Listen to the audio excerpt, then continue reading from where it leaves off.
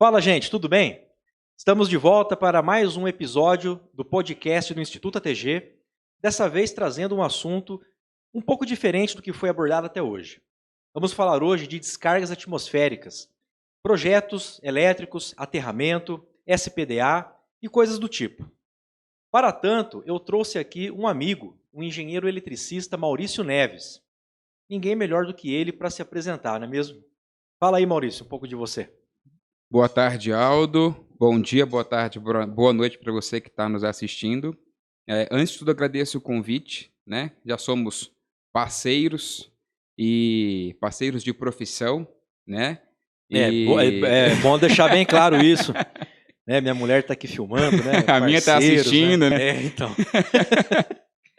E fico feliz, estou acompanhando, né, no YouTube, os podcasts do ATG e tem sido agregador. Eu espero que de alguma forma eu possa agregar também aqui, no pouco que eu sei, né, sobre os assuntos envolvendo a engenharia elétrica e principalmente a proteção contra a descarga Você está sendo atmosférica. humilde, né? A gente sabe que qualquer pergunta que se faça aqui, que se lance no ar atmosférico, assim como um raio do Shazam, sua resposta vai Eu ser. gostaria, eu Eu gostaria. tenho certeza que vai. Mas vamos tentar. Vamos. Ô Maurício, deixa eu começar com uma pergunta que você acha que não está esperando.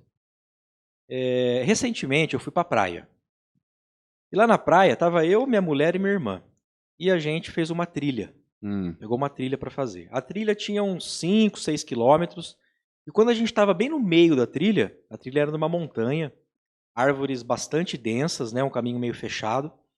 Do nada, formou uma tempestade com um monte de trovão, com relâmpago. A gente ficou assustado, né? Confesso que até eu, se é que isso é possível, ficou assustado. Elas se comoveram, eu tive que dar ali de, não, tá tudo sob controle, meu tava com na mão. Por quê? Árvore, não tinha pra onde correr. O que fazer nessa hora? Tava correndo perigo ali? Eu vou perguntar para a Fran se foi verdade mesmo, se você realmente ficou, né, manteve postura diante da situação. Mantive. Aldo, inclusive, salvo engano, hoje ou ontem, um trabalhador morreu, ele foi atingido diretamente por uma descarga atmosférica. Diretamente, muitas pessoas falam assim, fulano foi atingido por um raio e sobreviveu. A probabilidade de fulano ter sido atingido diretamente por um raio e sobreviver é muito pequena. Mas acontece, né? Recentemente também um foi atingido e está vivo. E uma prova de que ele foi atingido diretamente é que o boné dele ficou furado, inclusive, né? Queimado e furado. E ele está vivo. Não sei como, mas está vivo. Mas boa parte das pessoas que afirmam que foram atingidas por um raio, o raio caiu muito perto dela, né? Ou perto dela, mas ela não, ela sentiu o efeito, né? Ela sentiu a descarga, mas não caiu diretamente nela. Por que eu quero dizer isso?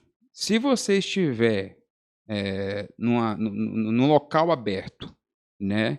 E você percebeu que está sendo formado uma tempestade, o correto é você buscar abrigo o mais rápido possível. Não sendo possível, você precisa evitar, né, estar num local aberto, mas também não ficar, por exemplo, embaixo de uma árvore.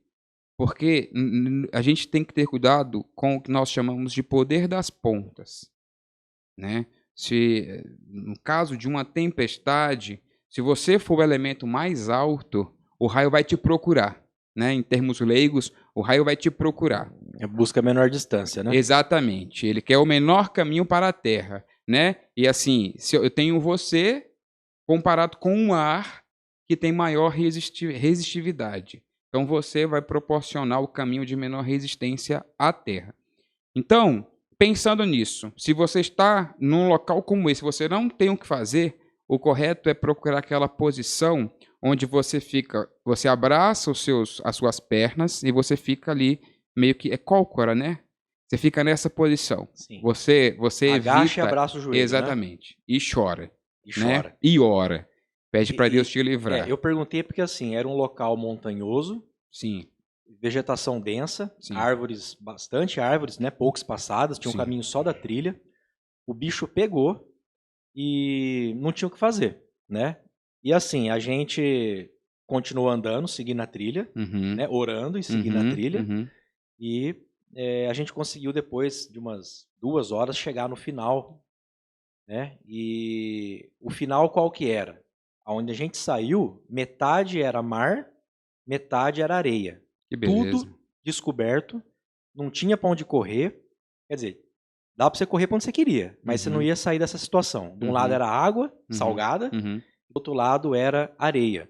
E depois daquela areia tinha um monte de dunas. Enfim, o lugar mais próximo dali era 14 quilômetros. E agora você falando dessa questão de se abaixar e juntar as pernas, né? Seria mais interessante nós 3 fazermos isso, só que um longe do outro, não é? Isso, Do que ficar os 3 juntos, né? Exatamente, exatamente. Que bom que você está aqui para contar essa história, né? Porque realmente você passou por uma situação de muito, muito, muito perigo, né? Mais do que você... E eu, e a minha esposa até brinca comigo, né? Você trabalha com isso e você tem medo disso. Eu tenho medo, né? E principalmente por conhecer os riscos. Eu lembro de quando criança ficar na praia durante uma tempestade. Não deveria, entendeu? Nem embaixo de sombreiro você deveria buscar abrigo. Por exemplo, dentro de um carro, né? Sobre qualquer estrutura. E dentro de uma estrutura, mesmo dentro de uma estrutura, você deve evitar contato com rede elétrica. Por exemplo, como a gente está aqui hoje. Por mais que eu dava risada da minha avó quando ela falava assim, desliga a televisão. Sai de perto, não sei do quê. Sai de perto. Ela estava certa, né? Não era misticismo. Sim. Porque a rede, o raio, ele pode atingir a estrutura, assim como ele pode atingir a rede elétrica ou a rede de dados, né? A rede de telefonia. Então, ele pode adentrar a sua casa a partir da rede elétrica ou a partir da rede de dados. Então, se você está com o seu celular conectado na tomada, carregando e falando ao mesmo tempo, você pode, né, sofrer o dano de uma descarga elétrica, né? Eu acho que até dentro da casa é perigoso, né? Não é impossível de acontecer de você ser atingido por uma descarga atmosférica dentro de casa, né? Não é impossível. A gente trabalha com probabilidades, né? Quando nós fazemos uma análise de risco, por exemplo, para saber se uma estrutura... A gente vai falar sobre isso com mais detalhes logo, mas para saber se uma estrutura precisa de um para-raio, eu faço análise de risco, que é um cálculo de probabilidade, né?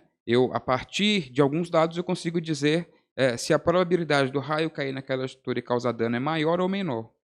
Então, por que probabilidade? O raio ele cai onde ele quiser cair, né? A gente não consegue determinar qual o caminho que a descarga elétrica vai estabelecer até o chão. Então, por mais que a gente calcule, você pode ter um prédio aqui de, sei lá, 40 andares e o raio ele pode atingir a rua, né? Ele poderia ter atingido o prédio, mas ele pode atingir a rua. O raio cai onde quiser cair. Então, mas é óbvio que a gente não vai viver pensando que o raio vai atingir a minha casa, porque a probabilidade do raio atingir a sua casa é muito, muito baixa. Mas isso não descarta a possibilidade do raio cair na casa. Agora, a gente fala assim, o raio cair, né? Mas tem aqueles casos que o raio ocorre e daí sobe, não é isso? Isso. Existe a descarga descendente, né? Nuvem, solo. Existe a ascendente, solo, nuvem.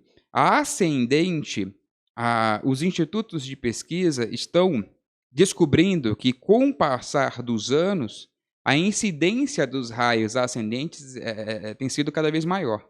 Olha. E o potencial do raio também, né? A corrente que antes era considerada, por exemplo, 200 kA, né, 200 mil amperes, com o passar dos anos, as tempestades estão sendo cada vez piores, né? E os raios de maior magnitude.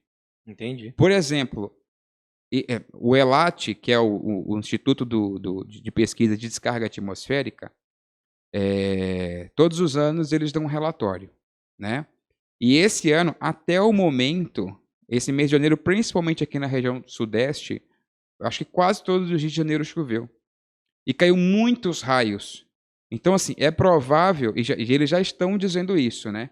Que já deu a cota do ano de queda de raio na nossa região.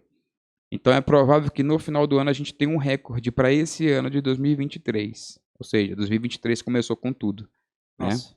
Então mesmo como você perguntou, mesmo dentro de casa você corre risco, mas é um risco muito baixo, né? Mas assim, independente, percebeu que está surgindo uma tempestade, você deve procurar abrigo, você deve procurar estar longe da rede elétrica, longe da rede de dados, se possível desligue, né, alguns, principalmente os equipamentos mais sensíveis, e não esteja perto de nenhuma estrutura metálica, janela metálica, porta metálica. O melhor é correr para debaixo da cama. O melhor é correr para debaixo da cama. Os plugs de tomada, né? Eu já escutei falar assim, não, deixa lá o plug, porque vai queimar o aparelho, mas está protegendo você, porque se você tira o plug dali, a eletricidade, o campo magnético, não sei ao certo, né? Não é minha área, ele desce e fica ali junto ao piso. Não sei. Olha, a gente avançou muito em termos de proteção contra a descarga atmosférica nos últimos anos. Se eu não me engano, de 2019 para cá, a CPFL ela tem obrigado a instalação dos DPS na entrada de energia. O que é o DPS? O DPS é uma medida de proteção contra surtos, né? DPS significa dispositivo de proteção contra surtos. E a CPFL de 2019 para cá, ela tem obrigado a instalação. Isso quer dizer, se você compra hoje um poste para a sua casa, um poste padrão pronto, ele vem com o disjuntor, né, e com o DPS ao lado do disjuntor. O que o DPS faz? Se o raio atinge a rede elétrica, o DPS faz com que essa descarga, né, esse surto, ele seja encaminhado diretamente para a terra. Ele não adentre a sua edificação. A maioria das casas hoje, principalmente as mais antigas, elas não têm o DPS. Porque foram feitas, né, e instaladas, as entradas de energia foram instaladas antes dessa obrigatoriedade. Mas a norma, tanto a 5410, que trata de instalações elétricas de baixa tensão, quanto a 5419, que trata do sistema de proteção contra a descarga atmosférica, obriga a instalação do DPS. Por que eu estou dizendo isso?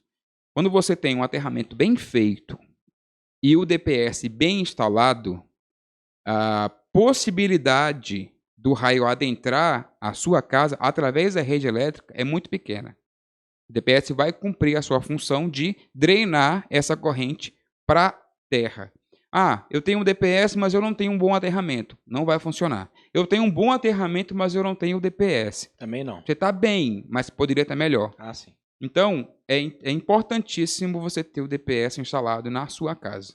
Importantíssimo, crucial. Então, eu recomendo, até para quem está nos assistindo, abra a caixa de proteção da sua entrada de energia e verifica se ao lado do disjuntor você tem o DPS. Ah, como eu sei se é DPS? Vai estar escrito DPS, né? Você tem o disjuntor, que pode ser NEMA, aquele padrão antigo preto, ou o padrão DIN, que é o branquinho, né, mais novo. Mas ao lado você precisa ter o dispositivo de proteção contra surto, que vai justamente impedir a ocorrência, né, de um raio atingir a sua instalação. Agora você falou, né, que tem o raio descendente, que vai da nuvem para o solo, o ascendente do solo para a nuvem. E o intranuvem também. Isso que eu ia perguntar, tem de nuvem para nuvem. Tem de nuvem. A maioria dos raios, eu não gravo números, né? Apesar de ser engenheiro, eu não gravo números. Mas, se eu não me engano, 70% ou 90% das descargas atmosféricas são intranuvem. Então, surgiu uma tempestade, você está vendo muitos relâmpagos. A maior parte dessas descargas atmosféricas são intranuvem, de uma nuvem para outra. Né? Não são todos os relâmpagos que você vê que são raios que estão indo para a Terra. Né? Parte deles são intranuvens. Né? Uma tempestade desse tipo aí, um avião é tranquilo, né? O avião funciona ali como uma gaiola de Faraday, funciona. Imagina. Assim como um carro também. O carro também, né? Exatamente. Então você está protegido. Mas eu acredito, eu não lembro exatamente Mas eu acho que eles sobem, né? No caso de uma tempestade, eles voam acima das nuvens. Se der tempo, né? Se der tempo. E desviar. Se der tempo, mas eu acredito que é seguro, sim. Agora sim, é um assunto até meio que polêmico. A gente sabe que na engenharia, para fazer da maneira correta, tudo tem que ter projeto. Sim. Né? É um projeto que é feito por um especialista que entende sobre aquilo, né? E determina o melhor para aquela situação. Sim. E muita gente não entende isso, né? Isso acontece na engenharia em geral. Nesses dias ligou aí para a gente um cliente que ele queria fazer alguns tanques de combustível e tem mais de 300 mil litros, né? E tem que fazer uma fundação para aquilo, né? A primeira coisa que eu falei naturalmente foi a necessidade de fazer a sondagem, para que a gente pudesse fazer uma fundação, né, adequada ao tipo de solo, né? E no caso de uma estaca, por exemplo, determinar o comprimento real, necessário da estaca para aquela situação, nem mais nem menos, né? Prezando pela economia e pela segurança. E o cliente falou que não precisava de sondagem. Não precisa. Eu falei, mas como não precisa, né? Não, porque o pedreiro, ele falou que é só fazer uma viga de 50 por 50 e estaca de 5 metros a cada 3. Ctrl+C, Ctrl+V. Aí na minha cabeça veio assim, mas como que uma pessoa pode chegar a uma conclusão dessa, né? Se ele não sabe quanto de peso está chegando, se ele não sabe quanto de peso o solo suporta para poder comparar um com o outro e chegar numa coisa tão específica, né? Estaca de 5 a cada tanto. E eu percebo, né, que isso acontece também em função da não valorização de um projeto, porque o pessoal acha que o que o pedreiro está falando substitui o que o engenheiro faz em termos de cálculo e projeto.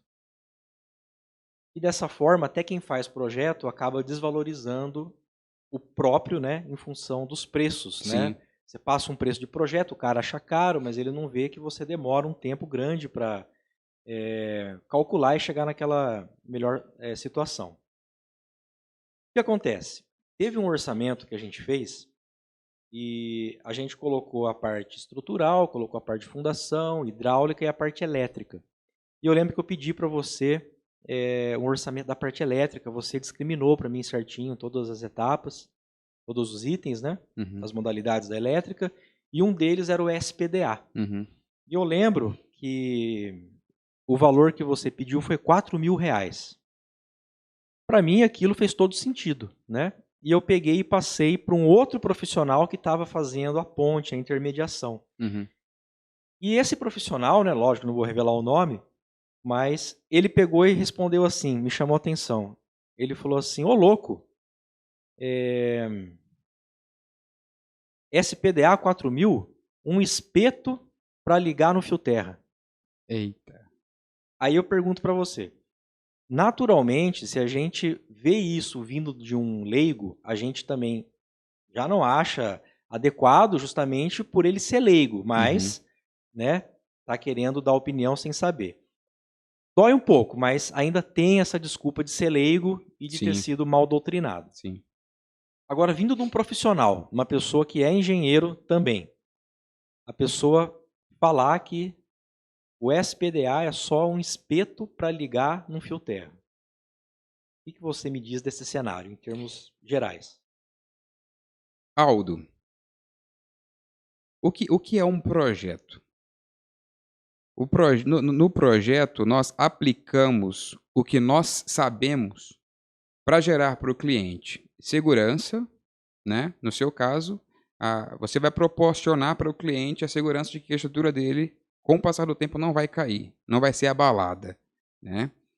No meu caso, num projeto tanto de elétrica quanto de SPDA, eu vou garantir condições seguras, né? Dentro e aí entra a aplicação da engenharia, né? A engenharia é a aplicação do conhecimento é a aplicação do conhecimento visando o melhor custo-benefício. Perfeito. Certo? Quanto mais conhecimento você tem, maior é o custo-benefício do seu projeto. E, infelizmente, quando o assunto é tanto SPDA quanto aterramento, as pessoas, a maioria delas, e eu estou incluindo a maioria, até os próprios engenheiros eletricistas, eles não estão atualizados com a norma 5419 de 2015. Eu estou falando de 2015, já tem 8 anos de norma, né, em vigor.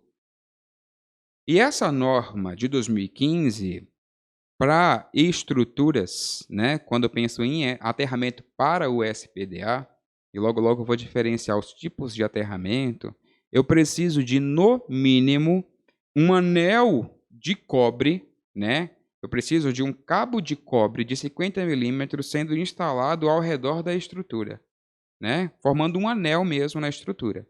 Posso também aproveitar a própria estrutura, as ferragens da estrutura, né, as sapatas, né, o baldrame, eu posso fazer as interligações, né, dessa estrutura. Eu preciso garantir que elas sejam interligadas.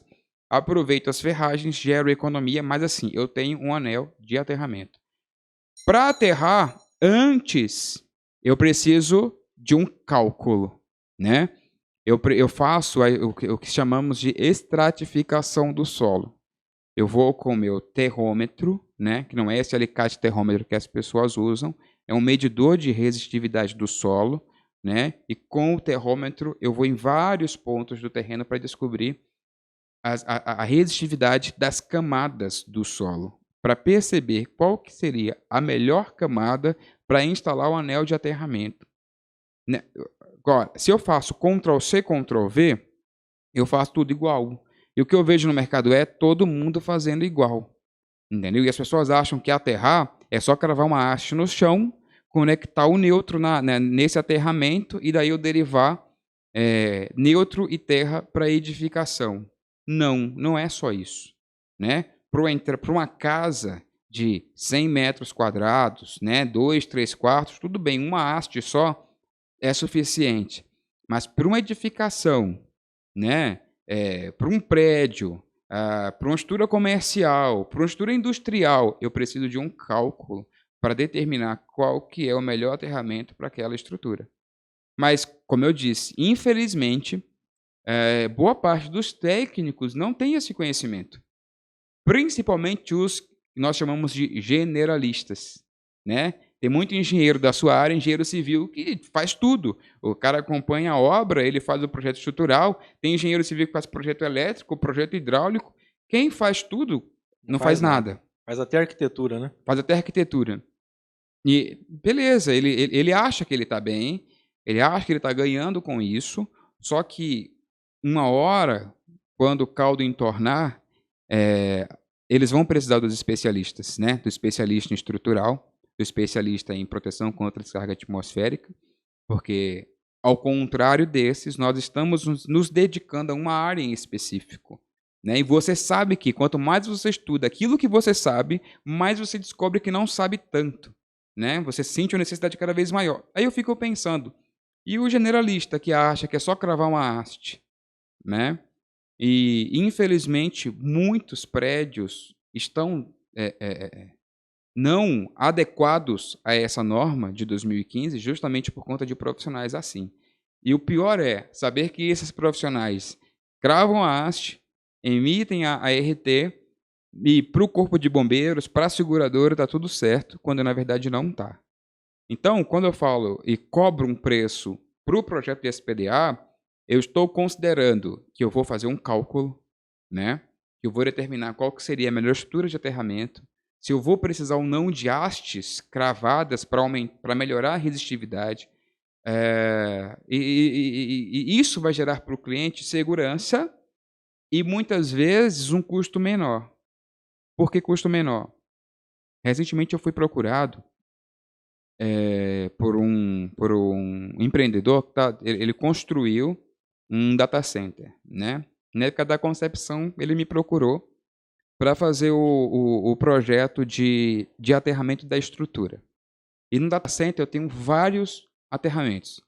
Eu tenho um aterramento da parte de dados, eu tenho um aterramento da entrada de energia, eu tenho um aterramento do gerador de energia, né? E eu tenho um aterramento no caso da estrutura. E ele estava sem aterramento da estrutura. Se eu fosse um projetista Ctrl+C, Ctrl+V, o que eu faria? Eu instalaria o anel, né, na edificação. Só que isso encarece. porque eu estou pensando em aproximadamente 100 metros de cabo de cobre de 50 milímetros, que hoje está custando em média R$50 o metro. E o que é que eu fiz? Eles estavam na etapa da viga baldrame, né? A baldrame estava montada e as ferragens assim para cima já prontas, né? Os arranques todos. Os arranques. E eu fui com o meu equipamento, com o milhomímetro, fiz os testes de continuidade, deu muito abaixo do que a norma pede para validar o baldrame, né? A estrutura como um elemento, como o eletrodo de aterramento, né? Validei como eletrodo de aterramento, pedi para cravar mais 4 hastes para melhorar, para diminuir a resistência. Fiz uma análise do solo. Com isso, o que é que o cliente precisou instalar? Somente as 4 hastes, né? Para ter um aterramento eficiente, um aterramento quando se trata de data center, eu preciso de um aterramento muito, mas muito bom, né? E proporcionando uma economia que ele não teria se um profissional generalista fosse lá para fazer a instalação do anel. Ou seja, saiu mais barato e mais adequado. Somando o valor do projeto com o valor das hastes que eu pedi para ele instalar, e eu nem quis usar mão de obra minha, eu pedi para o próprio empreiteiro dele fazer a instalação. Porque era algo simples. Simples. Então, assim, a gente precisa buscar proporcionar para o cliente o menor custo-benefício, né? A gente sabe que tem profissional que tira proveito até de um parafuso, né, que se instala. Não é o meu caso, não é o seu caso também. Se ele somar isso que ele investiu com o valor que ele investiria só no cobre, eu já fui muito mais barato. E é isso que eles não veem, que um bom projeto traz economia, né? Um bom projeto é sinônimo de segurança.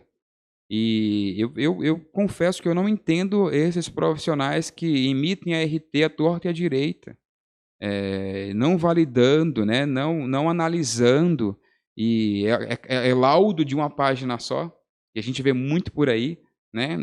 Uma página só considerando a contracapa, né? A capa e contracapa e laudo, tá tudo numa página só. E eu não sou esse tipo de profissional. E muitas vezes eu perco, assim como eu sei que você perde também, porque a gente está cobrando um valor justo, né, para aquele tipo de serviço, mas sempre tem aquele que vai cobrar 30% menor, né, 40%, 50% menor. Mas a gente faz a nossa parte, né? O que eu vejo assim, está muito banalizado, né? Muitos profissionais, não sei nem se dá para chamar de profissional, são pessoas que se formaram na profissão, só que lá no fundo não queriam ser o que são. Eles estão preocupados em usar da profissão para ganhar dinheiro. Sim. Não tem o tesão Sim. de fazer o negócio. Não gosta daquela especificidade. E nem você.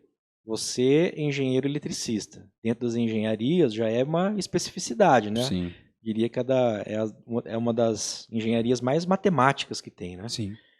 E dentro disso você já se especializou em SPDA, Sim. em aterramento também. Então, assim, é claro que, sendo um especialista, você consegue dar ao cliente exatamente aquilo que ele precisa. E outros que tentam tomar a frente fazendo algo não tão adequado e mais genérico, né, podem, né, se dar ao luxo de cobrar bem mais barato porque eles não fazem o trabalho que eles deveriam fazer. Né? Exatamente. Eles estão ali copiando soluções de outros locais, muitas vezes fazendo coisas de maneira inadequada, porque não é apropriado para aquela situação, emitindo documentos onde eles assumem responsabilidade técnica. Sim. Né? E já, é o que eu disse, se banalizou, acostumou-se a fazer assim. Né?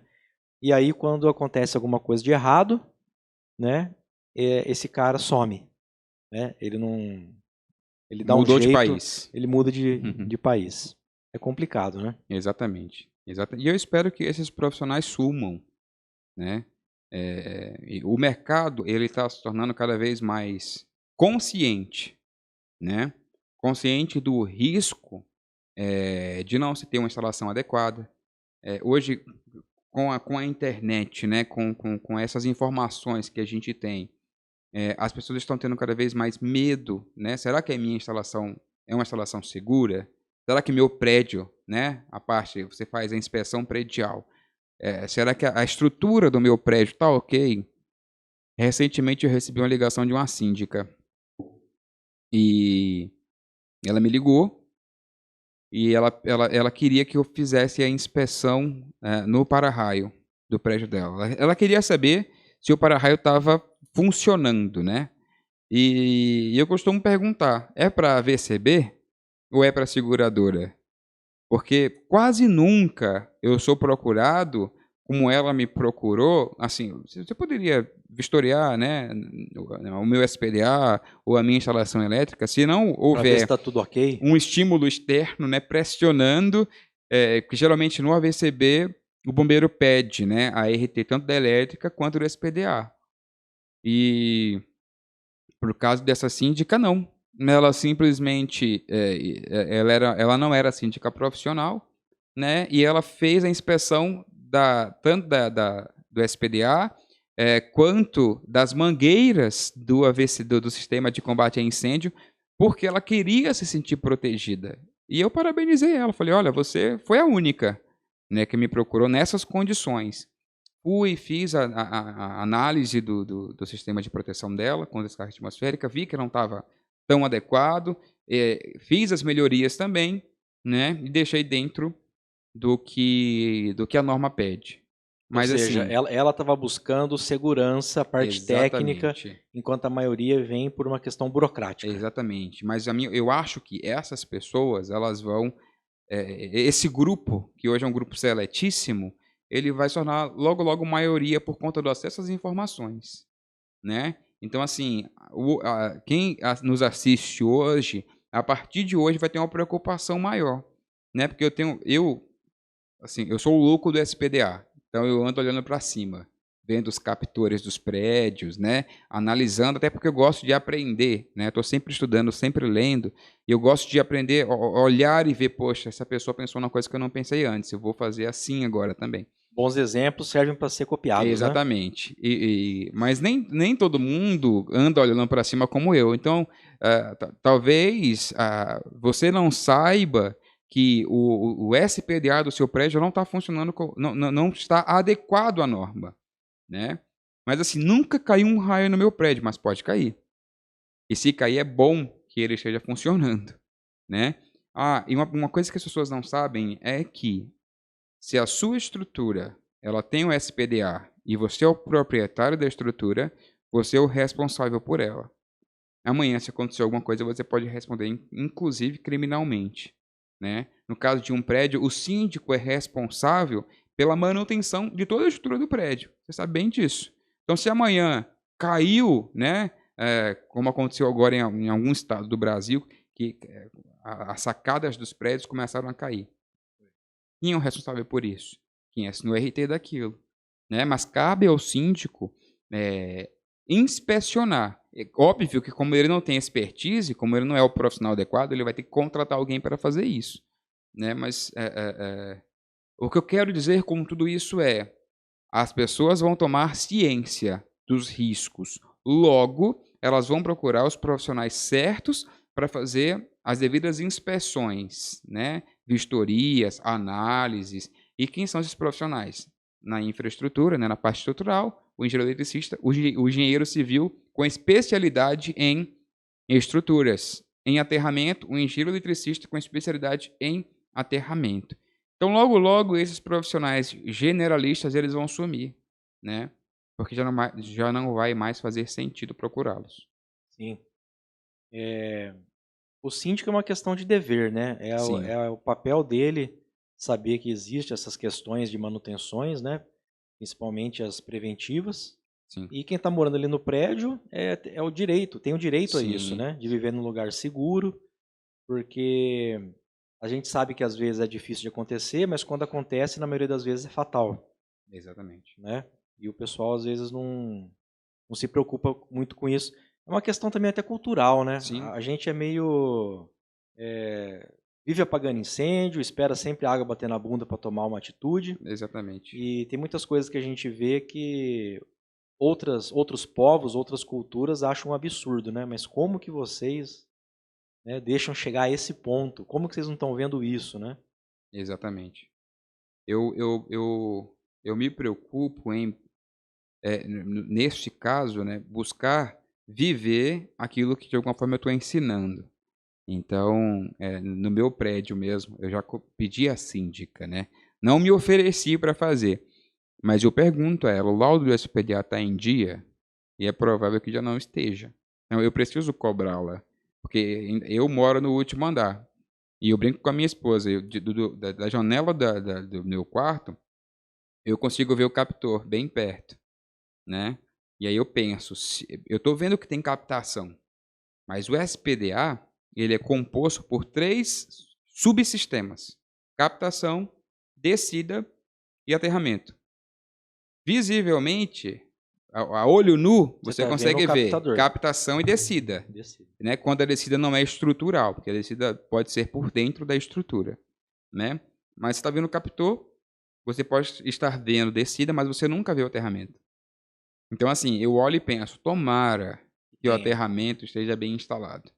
Senão, né, fica tudo ali com você. Senão fica ali. Senão ele volta para a própria estrutura, né? Se o raio ele não encontrar o caminho para a terra, ele vai adentrar a estrutura, ele vai adentrar a parte, os equipamentos elétricos, né? Ele vai buscar a terra de alguma forma, né? Então, o SPDA, ao contrário, muitos pensam que eu não vou instalar um para-raio porque o para-raio atrai o raio. O para-raio não atrai o raio. O para-raio é um caminho facilitador para, se o raio atingir a minha estrutura, eu encontro um caminho de menor resistência, né, de maior condutividade para a terra. Um caminho preferencial para o raio. Que não seja a estrutura, que não seja as pessoas dentro da estrutura, né? Mas assim, um caminho para a terra seguro, né?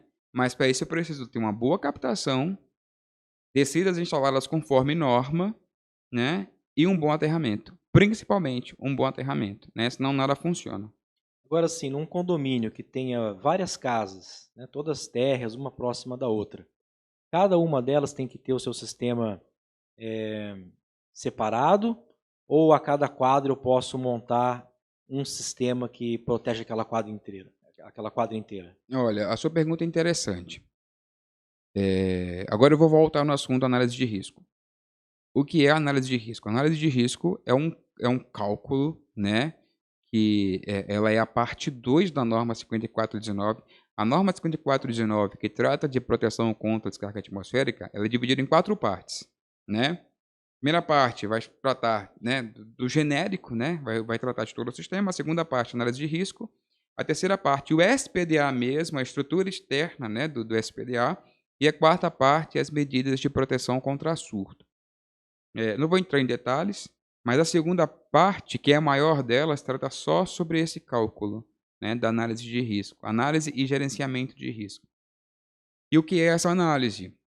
Eu vou levar em consideração a incidência de descarga atmosférica naquele local, no nosso caso, na nossa cidade, né? Quantas pessoas estão naquela edificação, se ali dentro existe material inflamável ou não, né? Se é uma estrutura de alto risco, se é um hospital, se é uma escola, tudo isso eu considero na análise de risco, que tem várias variáveis.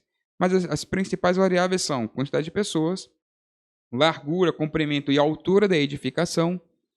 Se eu tenho perto dela edificações maiores, de mesmo tamanho ou menores, se é zona urbana, suburbana ou rural, tudo isso eu considero um cálculo minucioso. Óbvio que é um cálculo hoje automatizado, né? Você insere as variáveis e dali você vai calculando o risco.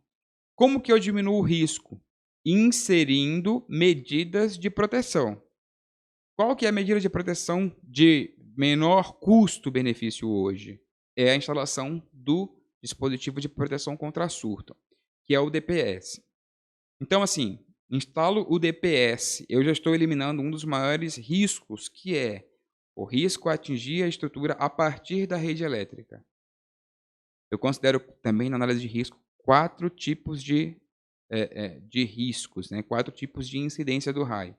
O raio ele pode atingir diretamente a estrutura, o raio pode cair perto da estrutura, o raio atingido a rede elétrica e o raio atingido próximo à rede elétrica. São os 4 riscos que eu considero. Estou falando tudo isso para exemplificar o seu caso das casinhas. No caso das casinhas, eu vou considerar casa por casa. E quando eu faço análise de risco casa por casa, o risco é muito baixo, né? Cabendo apenas a instalação do DPS. Por quê? Por mais que o risco seja baixo, A instalação do DPS ela é obrigatória, certo? Principalmente para o nosso caso. Mas aí eu não tenho para-raio na casa, eu tenho só Eu não esse preciso ter o dispositivo. para-raio na casa porque o risco é muito baixo. Entendeu? Vou dar um outro exemplo. Ficou entendido essa parte das casinhas, Sim. né? Você instala apenas o DPS no quadro que alimenta a casa, né? Por unidade. Lá na minha casa você vai instalar, né? Sim. Tanto na entrada de energia quanto no quadro geral. Sim. A entrada de energia é obrigatório.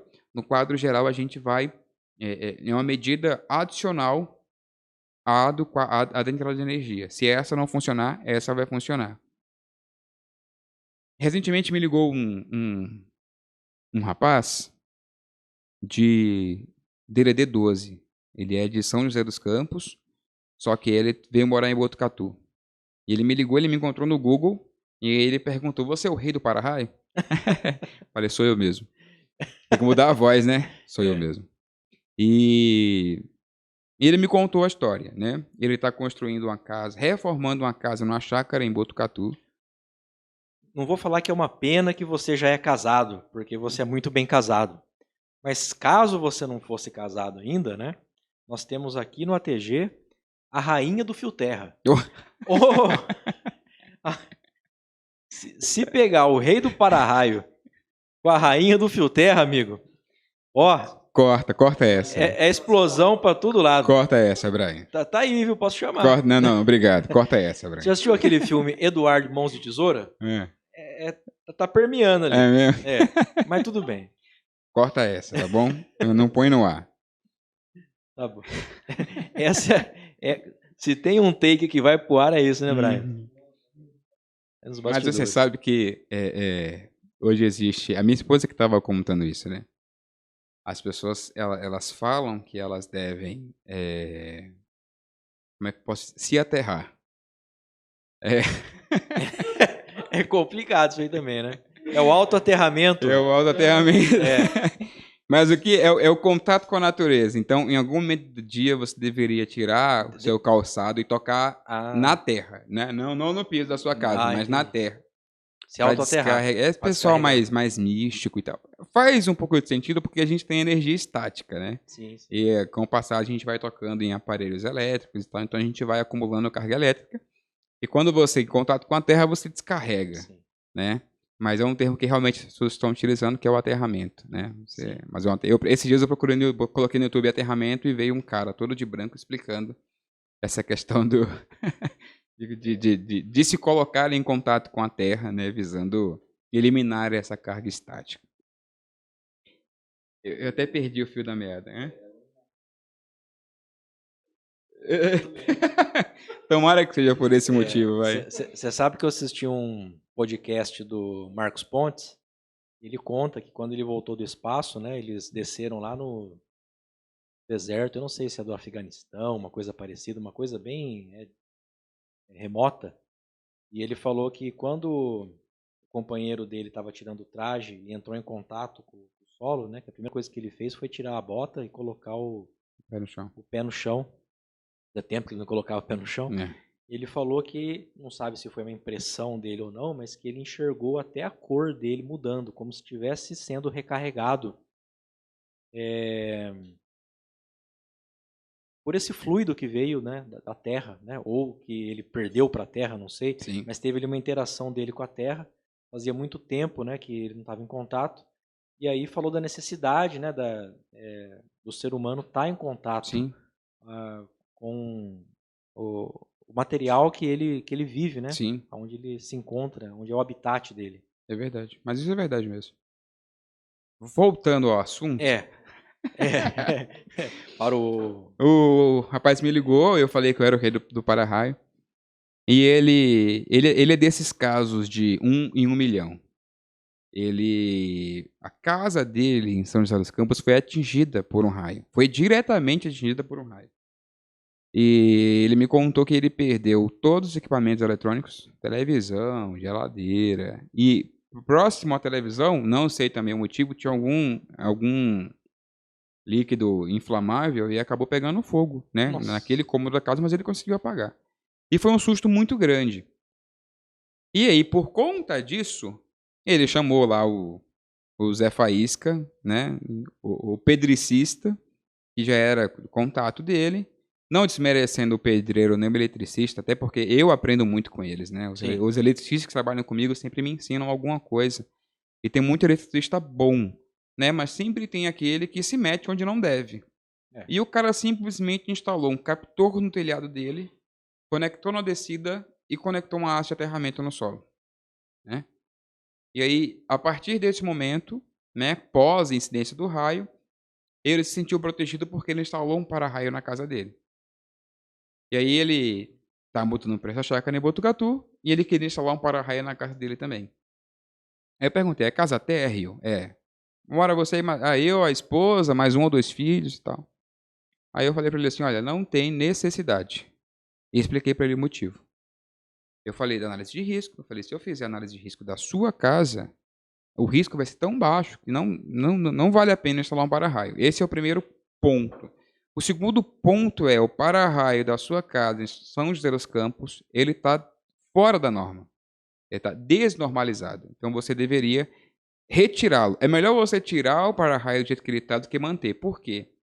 Eu expliquei o seguinte. Eu falei do anel de aterramento, né? A norma pede no mínimo um anel de aterramento ao redor da estrutura. Por quê? Existe o que nós chamamos de tensão de passo. O que é a tensão de passo? Quando o raio atinge o solo, ele cria nesse ponto um referencial de tensão que não é 0. É muito maior do que 0. Se eu tenho um referencial aqui, que ele é, vamos supor, 10.000 volts, e aqui eu tenho 0, no meio do caminho eu tenho uma corrente elétrica passando. Certo? O raio atingiu, ele vai me fugiu o termo agora. Se propagar, se dissipar. Ele vai dissipar a corrente elétrica, né? Através, no caso dele, dessa haste aqui que está cravada no solo. Então, se eu tenho uma haste só cravada no solo, a corrente ela vai se dissipar assim, certo? Se eu tenho um anel de aterramento, eu crio, ao longo dessa estrutura, um referencial de tensão único. Ou seja, eu não vou ter DDP, que é esse diferencial de potência elétrica, né? De tensão elétrica. Então, quando eu tenho um anel de aterramento, eu ponho essa corrente, essa descarga elétrica no mesmo referencial. Então, a pessoa que estiver próxima, ela não vai sentir essa tensão de passo, né? E assim, uma outra coisa, voltando na sua primeira, fora só. Ela vai ocorrer limitada àquela estrutura, né? Você falou de uma coisa, eu estou entrando em tensão de passo. A sua primeira pergunta, que foi o que fazer numa situação como essa, também nunca abra as pernas demais, né? Inclusive você isso nunca, né? isso nunca na vida, né, Bruno? Vamos supor que você estava a 14 quilômetros de distância de uma edificação segura. Mas vamos supor que você está no seu sítio, né? Lá em Botucatu. E qual deles? No Aras. Você está no Aras, em Botucatu. Lá no Aras. E você começou a cair raio, do nada. E você está a, sei lá, 500 metros da sua casa. Né? Vou correr. Vou pensar, né? Vou correr. Se estiver no início, você corre. Mas se já estiver caindo raio, você vai a passos curtos, né? Por que passos curtos? Se você aumenta o passo e cai um raio aqui, você pode sofrer esse diferencial de tensão aqui. E puxar o raio para você. Não vai puxar raio para você. A corrente ela vai ter acesso, ela vai ter contato com o solo e vai se dissipar. Se você tem um pé aqui e um outro pé aqui mais espaçado, você vai sofrer uma descarga maior, né? Uma tensão maior. Se você tem os dois pés muito próximos, elas estão no mesmo potencial. Mais espaçado, elas estão em potenciais diferentes. Tá entendendo? Sim. Por isso que a vaca, e quando tem descarga elétrica em campo, em lugar aberto, as vacas elas quase sempre morrem. Morre tudo. Inclusive, eu não tenho eu vou procurar esse vídeo, né? Mas o pessoal estava jogando bola, era um jogo de futebol, e caiu um raio no campo.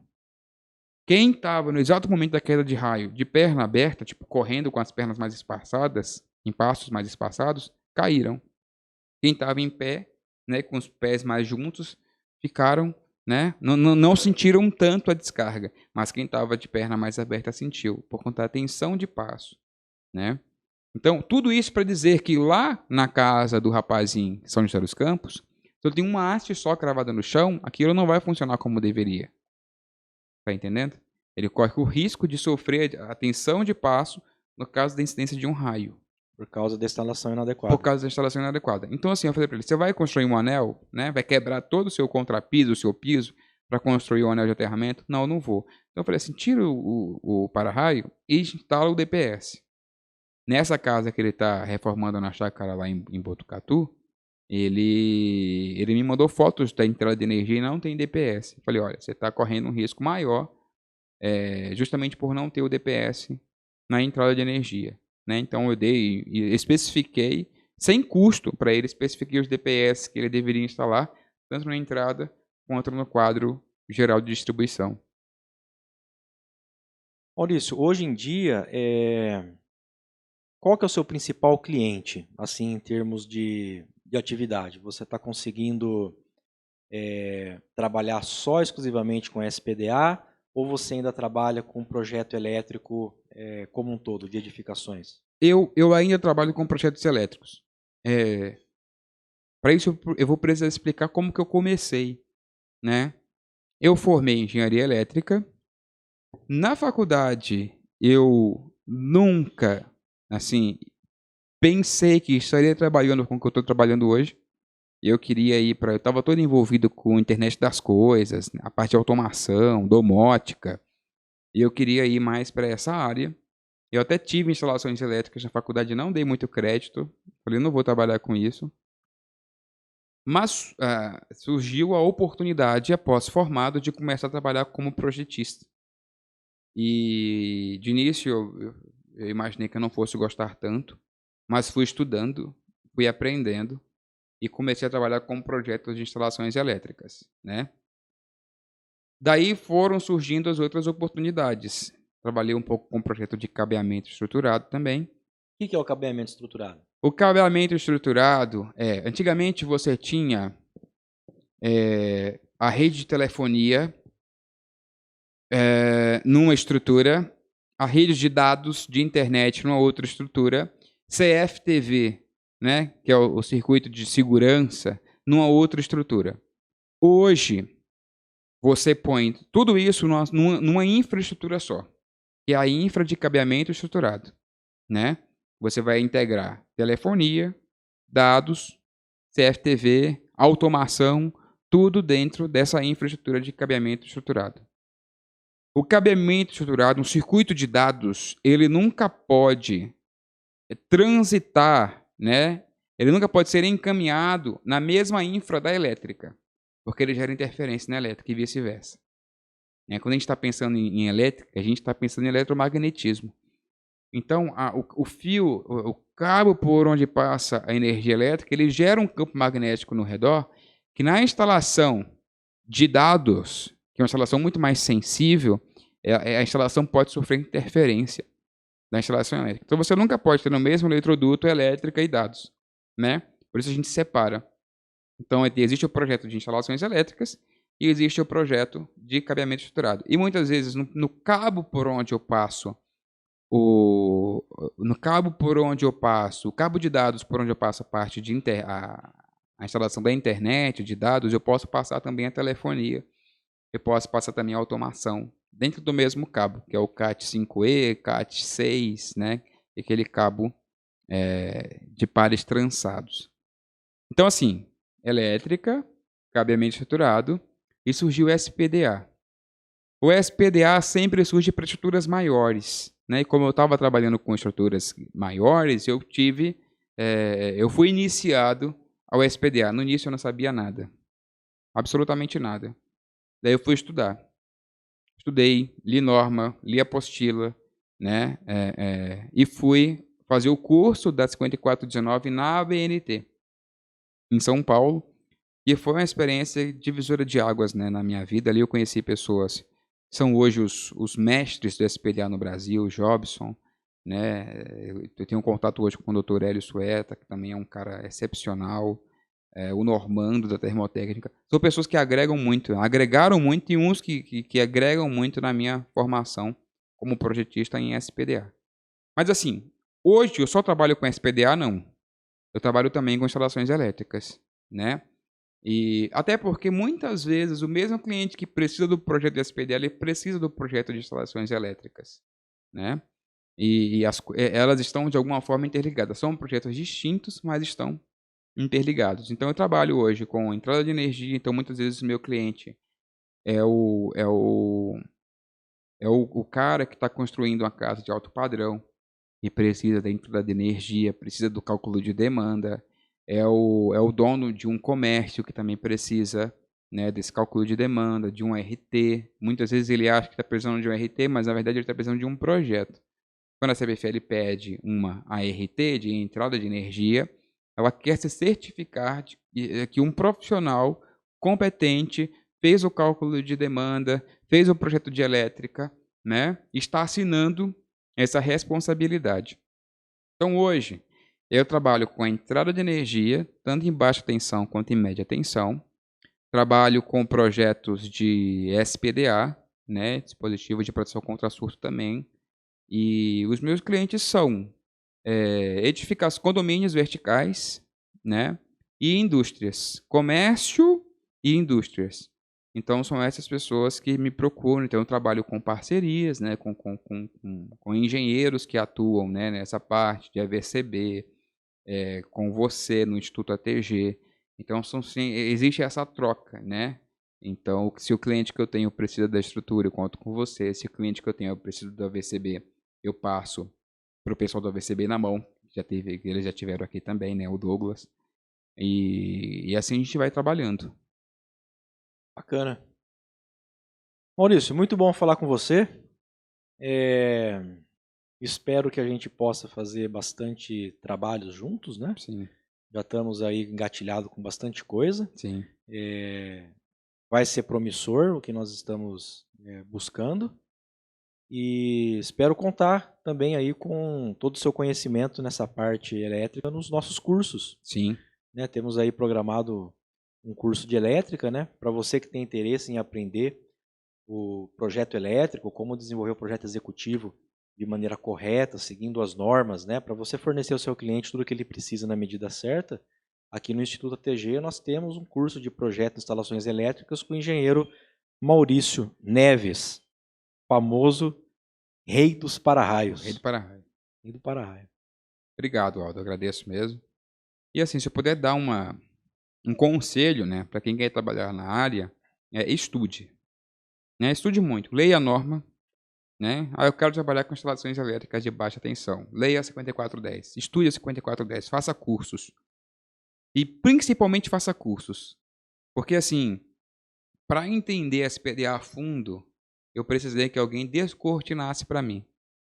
Eu acredito nisso, que o conhecimento verdadeiro sobre qualquer coisa, ele está sempre... Existe uma cortina, né? E alguém precisa descortinar isso para você. Principalmente se você encontra alguém que é autodidata, assim, principalmente na engenharia. Alguém precisou passar um conhecimento, principalmente em áreas onde não existe... você não tem muita literatura, né? Você tem poucas referências. Então, no meu caso foi assim, para entender melhor do SPDA, eu precisei pagar para alguém descortinar. No meu caso foi o Jobson, né? Mas eu tenho certeza que você já descortinou o que você sabe para muitas pessoas. Assim como eu já fui descortinado. Assim como alguém descortinou para você. Sim. Então a gente precisa ter acesso à informação que os cursos nos dão, que é uma informação que muitas vezes está no campo, está na prática, mas não está nos livros. Sim. Né? Com então, certeza. Eu acho que esse é o maior benefício do curso, principalmente o curso presencial, onde você tem essa troca, né, presencial, tanto com o professor quanto com as pessoas que estão ali aprendendo, e isso é agregador. Até no podcast passado veio um amigo que a gente se formou junto, o Ricardo Motto, a gente estava discutindo sobre questão de conhecimento, né, estudo, da importância disso, e veio à tona aquela frase, né, que o pessoal fala, a prática na teoria é outra, e na verdade o termo correto é a prática com teoria é outra. É verdade. Né? E acho que é esse problema que a gente tem aí dos aventureiros, né? A gente sabe que o conhecimento é importante, mas pouco conhecimento é muito perigoso. Né? Exatamente. E a gente vive e eu espero que isso mude também. As pessoas acreditam que a teoria não é necessária. Né? Importa o saber fazer. Não, importa sim o saber fazer, mas esse saber fazer com conhecimento é o que vai gerar economia, é o que vai gerar segurança, né? E aí, por conta disso, eu preciso do conhecimento. E é o conhecimento que nos diferencia, né? Se você é o cara só que sabe fazer, você não é engenheiro, você é o pedreiro, né? Você é o mestre de obra, sabe fazer, mas muitas vezes não sabe, né, o porquê está fazendo o que está fazendo. E esse é o grande problema, né? O cara vai, eu vou cravar uma haste, e fiquei com isso na cabeça, né? Vou cravar uma haste e tá tudo bem, né? Mas assim, ele não sabe nem porquê de uma haste. Ele não sabe por que aquela haste tem 3 metros, tem 2 metros e 40 centímetros, tem 6 metros, não sabe. E aí é esse o profissional diferenciado, aquele que sabe o que está fazendo, o porquê está fazendo da forma que ele está fazendo. Sim. Né? Eu até trouxe esse assunto aí para você poder discorrer e explicar que nem você explicou, porque é uma coisa que a gente sabe que acontece, né? E a gente enfrenta isso muito também, né? Sim. Quantos e quantos projetos a gente não orçou, sabendo que aquilo estava com valor acima do que o nosso concorrente, mas que para o nosso cliente era o melhor, porque ele teria realmente um projeto de engenharia que ia influir nos custos de obra, em termos de material, em termos de horas, né, de homem trabalhando, e lá no final, porque o que interessa é quando a gente passa a régua, né? Iria ficar mais barato para ele, mas o pessoal, às vezes, por não ter conhecimento, né, do benefício que um projeto de um profissional sério pode trazer, acaba optando aí por comprando gato por lebre, né? Exatamente. E paga a conta depois, né? E paga a conta depois. Mas é interessante que muitos deles depois, né, ao ver essa realidade, eles nunca mais voltam a fazer isso e vêm procurar a gente depois, não é? Exatamente. E vêm falar que naquela vez não deveria já ter feito com você. Exatamente. É comum isso acontecer também. A gente vê que é uma tendência a fazer com que no futuro esse tipo de profissional seja substituído, né, por aqueles que realmente estudaram e se qualificaram para aquela atividade. Exatamente. Mauricião, valeu, cara. Valeu, Aldo. Satisfação ter você aqui. Obrigado. Valeu.